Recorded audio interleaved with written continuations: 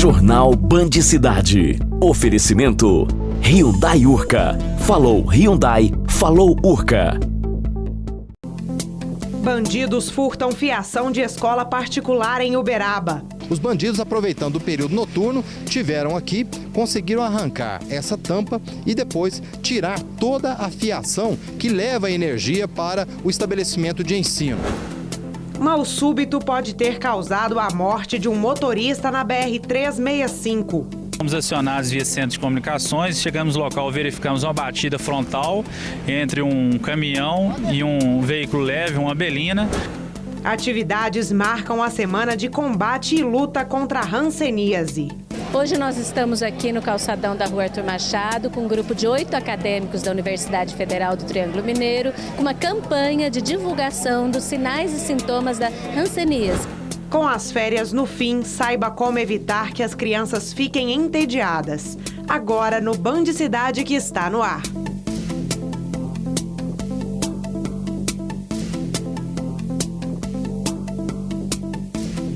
Boa noite. O Band Cidade de hoje começa com o absurdo. Bandidos não poupam nem as escolas infantis. Em Uberaba, o furto de cabos da fiação elétrica em uma escola particular deixou as crianças que participam de uma colônia de férias sem energia. Veja o que aconteceu com este padrão de energia dessa escola que atende crianças aqui no bairro São Benedito, em Uberaba. Segundo as informações prestadas para a polícia através do empresário, os bandidos, aproveitando o período noturno, conseguiram arrancar essa tampa e depois tirar toda a fiação que leva a energia para o estabelecimento de ensino. Com isso, todo o trabalho que é feito justamente no período de férias, através de uma colônia de férias, foi prejudicado. O empresário Marcelo Lopes, que chegou cedo para trabalhar e foi surpreendido com a falta de energia na escola, se diz indignado com a ousadia dos bandidos. Hoje, ao chegar na escola para abrir, porque a gente está tendo, apesar de ser feriado na maioria das escolas, a gente tem a colônia de férias. E ao abrir, tivemos constatamos a falta de energia. Verificamos nas casas ao lado para saber se era uma coisa local, né, ou do bairro. Depois percebemos o arrombamento ali da nossa caixa de entrada de energia. E aí detectamos lá que houve um furto da fiação. Devido ao furto dos cabos de energia, computadores, televisores, aparelho de micro-ondas e chuveiro ficaram sem funcionamento. E com o calor em Uberaba, as crianças não puderam contar com água gelada deste bebedouro e nem dos ventiladores para se refrescarem. Outras 3 ocorrências chamaram a atenção nesta quarta-feira aqui na região. 2 homens foram presos e uma adolescente de 17 anos apreendida por tráfico de drogas. Em Patos de Minas, no Alto Paranaíba, um homem morreu após a batida entre um carro e um caminhão. Em Araxá, um homem de 29 anos foi preso acusado de envolvimento com o tráfico de drogas. O suspeito foi detido quando saía de uma mata. Com ele, a polícia apreendeu 2 tabletes grandes de maconha. No local, os policiais encontraram ainda uma balança de precisão e R$10 em dinheiro. Em Ituiutaba, um homem de 21 anos foi preso no bairro Santa de Virgens, acompanhado de uma adolescente de 17 anos. Com os 2 foi apreendido um tablete grande de maconha, pesando 800 gramas. Em Patos de Minas, um carro que seguia sentido Varjão de Minas invadiu a pista contrária e bateu de frente com um caminhão. Fomos acionados via centro de comunicações, chegamos no local, verificamos uma batida frontal entre um caminhão e um veículo leve, uma belina. Havia um senhor de aproximadamente 65 anos dentro desse veículo leve.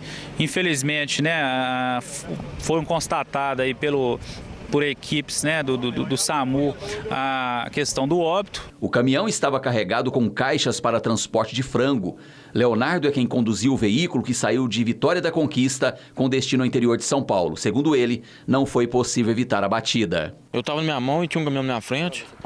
Aí o caminhão na frente saiu fora dele e como o prazo foi pouco, não teve jeito de eu sair fora. Aí ele bateu de mim.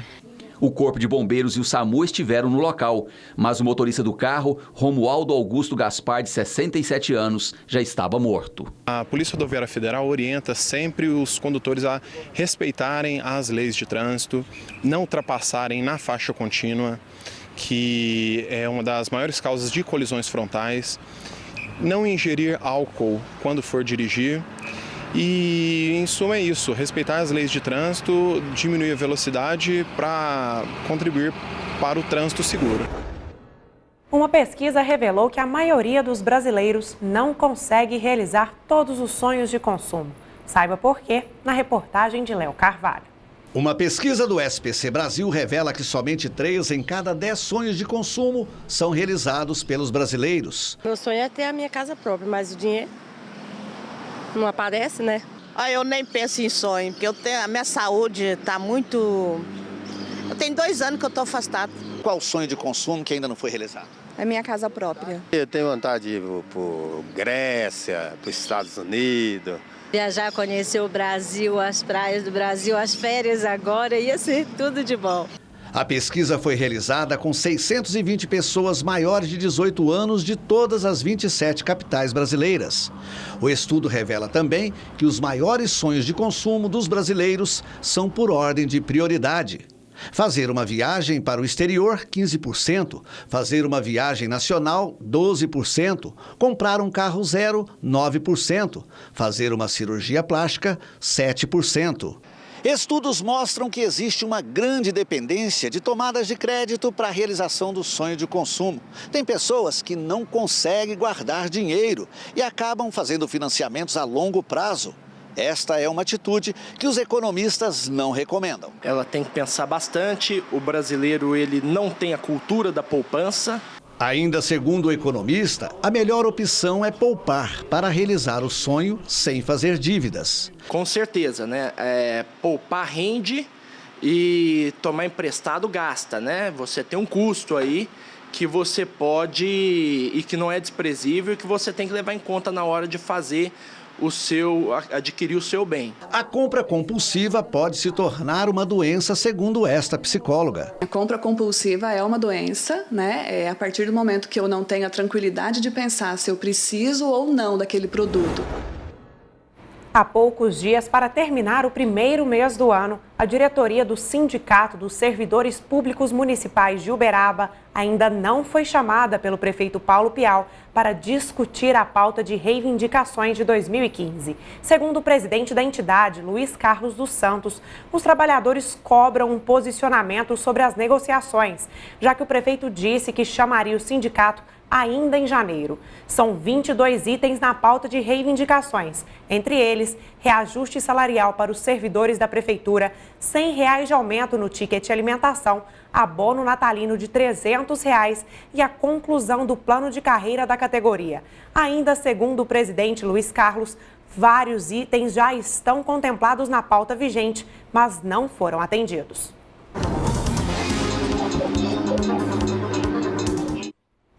O capim amargoso é uma das grandes preocupações dos produtores com relação à resistência ao glifosato. O pesquisador da Embrapa Soja, Dionísio Gaziero, traz as dicas para o controle. Acompanhe. Bastante agressivo e de rápida proliferação, a semente do capim amargoso é facilmente disseminada pela ação do vento. O amargoso é outra espécie, também tem nos preocupado e também é um problema muito sério na região do Brasil Central. Também se espalha muito rapidamente, ele tem essas características semelhantes à buva em termos assim, de agressividade. Assim como a maioria das ervas daninhas, o controle do capim amargoso exige uma série de operações de manejo. Os produtos químicos são os mais importantes para controlar plantas daninhas. Isso é inegável e por isso todo mundo usa.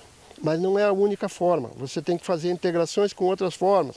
O manejo errado ou conduzido de forma imprópria colabora para a seleção de plantas daninhas tolerantes e, com isso, engordar a lista de espécies resistentes aos herbicidas. A preocupação que nós temos hoje, nesse momento, é que a gente tem visto, já alertado há muito tempo, cuidado na área do Brasil Central, na área do Cerrado, cuidado com a buva e com o amargoso, porque as condições são diferentes e pior de ser controlada do que aqui. Então a preocupação é com essas espécies. Obviamente a gente tem e já começa a pensar e fazer dentro do possível assim, não tendo problema, com outras espécies que poderão vir. Entre janeiro e dezembro do ano passado, a Companhia Nacional de Abastecimento, a CONAB, doou mais de 46 mil toneladas de alimentos, sendo que 34 mil toneladas foram entregues à população em situação de insegurança alimentar e nutricional. As ações da estatal também alcançaram assistência a outros países. Estiagens têm prejudicado o fornecimento de frutas, verduras e legumes. A falta de chuva é o fator principal pela má qualidade dos produtos. No caso do chuchu, a alta foi mais de 100%. É isso mesmo, e para falar sobre esse assunto eu vim até a Ceasa de Uberlândia. Para se ter uma ideia, a falta de chuva comprometeu e muito aí, certo? A produção de frutas, verduras e legumes. Para se ter uma ideia, teve produto aqui na Ceasa que chegou a mais de 100% de aumento. Para falar sobre isso eu converso com o Éder Júnior, que é orientador de mercado aqui da Ceasa. Éder, é uma situação complicada, né? Porque realmente não só o preço, mas a qualidade aí dos produtos, né? Sim, é verdade. Nós temos verificado que o calor intenso prejudica, né, algumas culturas, no caso aí especificamente o chuchu, a batatinha e o próprio tomate. E algumas hortaliças de folha. No caso das hortaliças de folha, você verifica assim um murchamento intenso dessas mercadorias, isso acaba comprometendo o fator qualidade, às vezes aumentando ou, na maioria das vezes, derrubando o preço, porque você compra 3, 4 peças como se fosse o preço de uma. Por causa da qualidade baixa. Por causa da qualidade baixa, isso por causa do calor excessivo. No caso do tomate, você verifica, junto com o chuchu e com a própria batatinha, um abortamento de flores no campo, por causa do calor intenso. Então falta a mercadoria no campo, não tem como colher isso, consequentemente, essa falta de mercadoria é repassada para a Ceasa e o preço aí sobe exorbitantemente. Só para vocês terem uma ideia, hoje o chuchu, caixa de 23 quilos, foi cotado a R$ 130 a caixa, aqui na Ceasa de Uberlândia. A batata está em torno de R$ 140 a saca, de 50 quilos. E o chuchu estava quanto antes? Estava em torno de 30, 25 reais a caixa. Acaba gerando um prejuízo para todo mundo, produtor e também para o consumidor. Principalmente para o produtor, porque se ele não tem um produto de qualidade, você às vezes paga um pouquinho mais caro, afetando também o bolso do consumidor final. Os produtores alegam aí o que tem feito para tentar superar essa situação? Eles reclamam bastante aqui de dois fatores principais, né? Que é justamente os dois extremos. Ou você tem, por exemplo, um extremo de excesso de chuva ou um extremo da falta dela. Então, quer dizer, os dois extremos aqui são assim, bastante prejudiciais. Isso acaba repercutindo na elevação, de certa maneira, para o preço para o consumidor final. 5 milhões de reais. Este é o valor do convênio assinado pelo município de Uberaba com as 64 instituições assistenciais da cidade. É o que você vai ver logo depois do intervalo.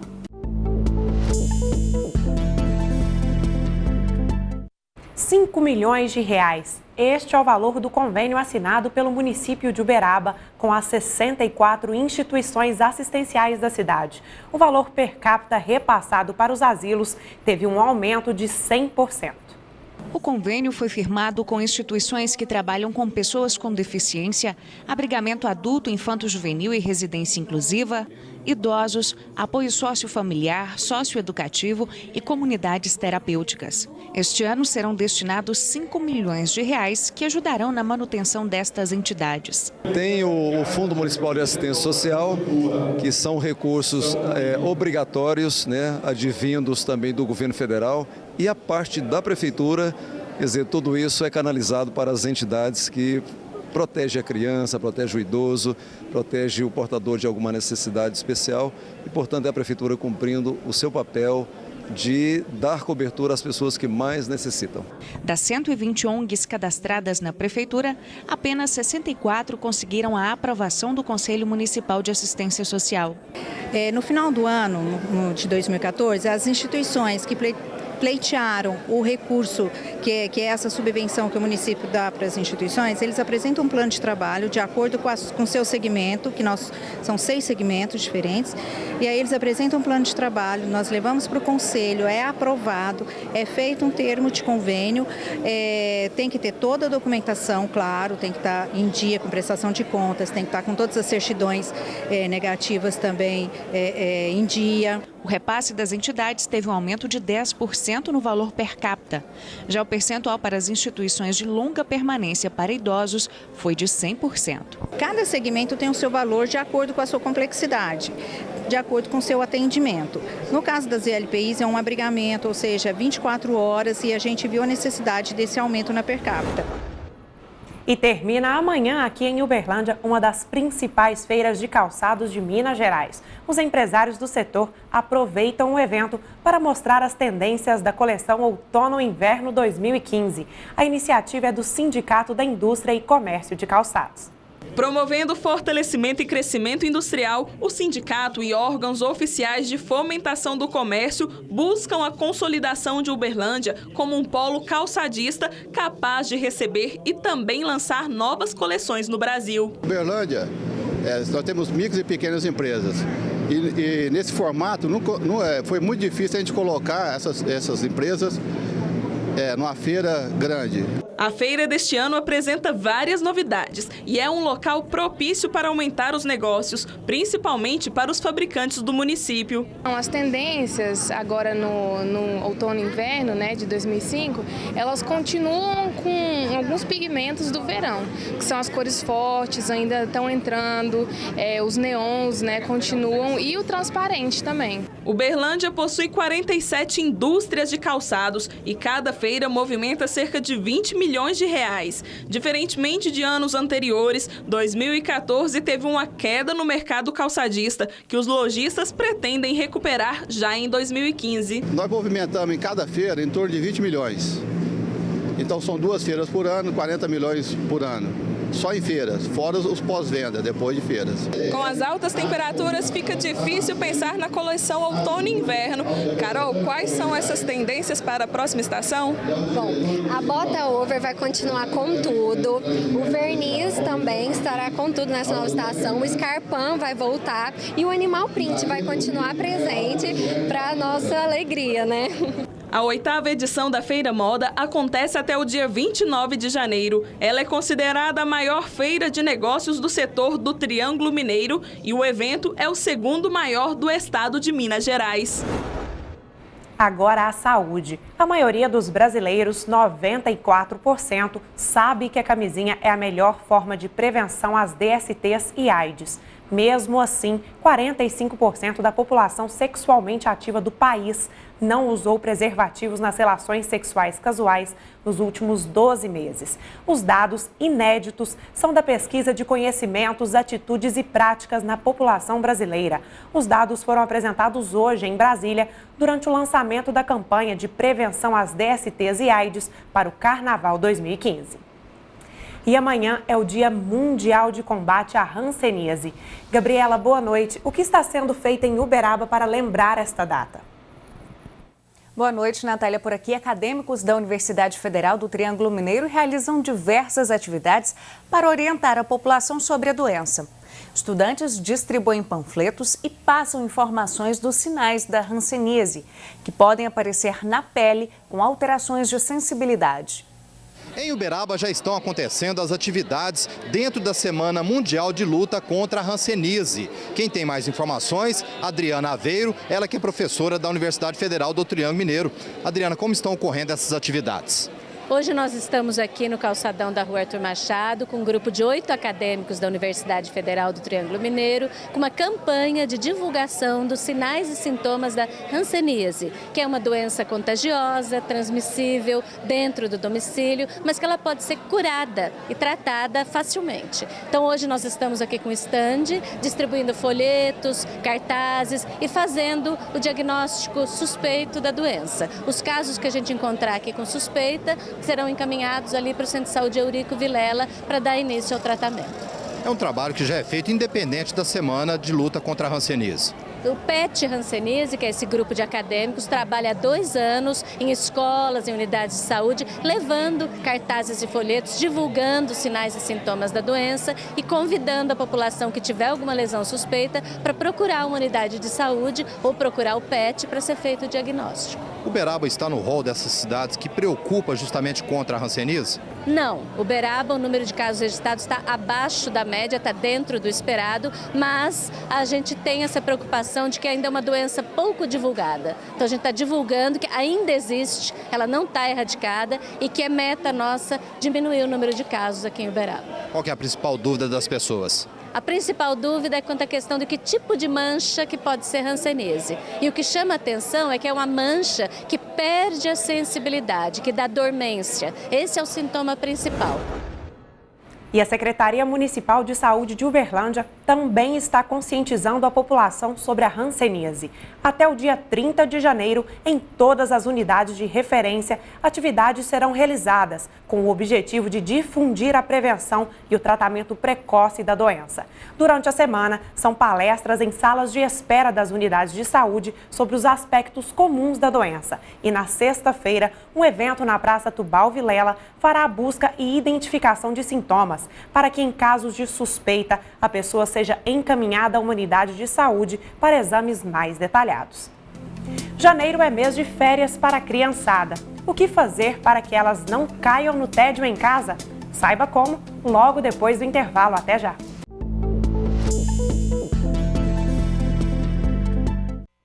A Companhia de Saneamento do Estado de Minas Gerais, a Copasa, prevê situação crítica no segundo semestre em Capinópolis, no Pontal do Triângulo. Em nota, a nova direção da companhia pede à população uma redução de 30% no consumo de água. A presidente da Copasa, Sinara Meirelles, anunciou o risco real de desabastecimento de água na região metropolitana de Belo Horizonte e em cidades de outras regiões do estado, como o caso de Capinópolis. O levantamento foi feito em caráter de emergência por determinação do governador Fernando Pimentel. A prefeita de Capinópolis, Dinair Isaac, cobrou da empresa um relatório da atual situação e, através da Secretaria Municipal de Desenvolvimento Sustentável e Meio Ambiente, já solicitou medidas de economia de água. Agora vamos para a previsão do tempo para esta quinta-feira em Uberaba e região. Os dados são do Instituto Clima Tempo. Em Uberaba, manhã de sol com muitas nuvens. Possibilidade de chuva à tarde e à noite. Máxima 32 graus, mínima 18. Em Veríssimo, a máxima será de 32 e a mínima de 21. Pode chover no município à tarde e à noite. A previsão é de sol pela manhã. Em Dores do Indaiá, o dia já amanhece com muitas nuvens. Há possibilidade de chuva na cidade. Máxima 32, mínima 19 graus. Em Lagamar, a máxima prevista é de 34 graus e a mínima 21. Sol com muitas nuvens pela manhã, pancadas de chuva à tarde e à noite. Em Arinos, não há previsão de chuva para esta quinta-feira. Manhã de sol com poucas nuvens, máxima 36, mínima 22 graus. Janeiro é mês de férias para a criançada. O que fazer para que elas não caiam no tédio em casa? A Prefeitura Municipal de Uberlândia está oferecendo de graça até o final do mês uma colônia de férias no Parque do Sabiá.